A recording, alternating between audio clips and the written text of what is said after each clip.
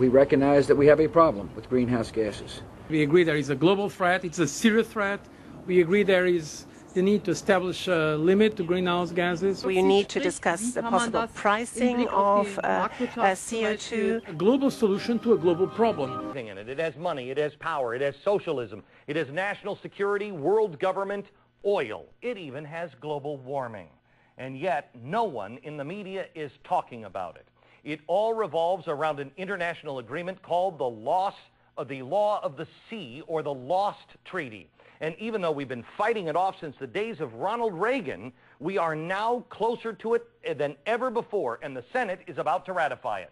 The real story is that the only thing that will be lost if this treaty is ratified will be more of our sovereignty. It will kill you, but you never see it coming. They can actually have more power than our own Constitution. One of the original creators of this treaty was a public supporter of one world government. She was a woman who saw Lost as a trial balloon for developing a, quote, common global constitution. We must wake up. The killers are inside the house. Our country and our sovereignty is being lost to socialists, globalists, elitists, and corporations. And it's happening right in front of our eyes. This is the first time now the UN will be able to actually levy a tax. Is that true? Yeah, what it is the Law of the Sea Treaty, I think, is the greatest single raid on our sovereignty in my lifetime anyway.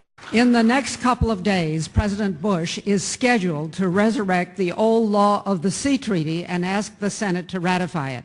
He's already written to Senator Biden and asked him to hurry up and pass it.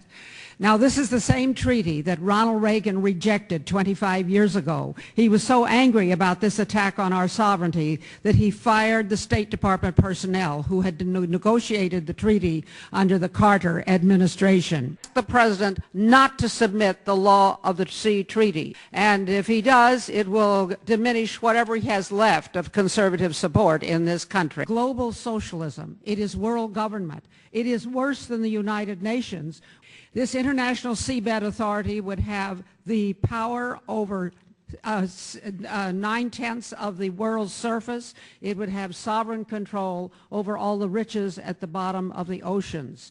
It would have the power to impose an international tax disguised under the words assessments, fees, and permits. This treaty would set up an international tribunal headquartered in Hamburg, which would resolve disputes and be superior to our own Supreme Court. It would be anti-American, like these other tribunals, such as the World Trade Organization. Unfortunately, the Bush administration is using the United States Navy to lobby for this treaty. Now, don't pay any attention to what they say. You know we have civilian control of the military. There's no way the Navy can oppose a Bush policy. They're trying to tell us that they need this treaty to do what the Navy has to do. This is an insult. Our American Navy can go anywhere we want on the high seas, and we don't need to ask some international authority. How close do you believe we are, Senator, to losing America as we know it? We stopped it in 2004 only because no one knew what it was. It passed the Senate Foreign Relations Committee 16-0. So it would have been ratified, okay. But we stopped it by having hearings. Recently, some senators thought they could reform immigration when the American people weren't looking. Fortunately, we found out in time how bad such reforms would be for us and for our country. Now, some senators think they can sneak a treaty past the American people that will have even more serious costs for our country. Ronald Reagan understood these dangers and rejected the Law of the Sea Treaty 25 years ago. Now, it's time to tell your senators to reject it too.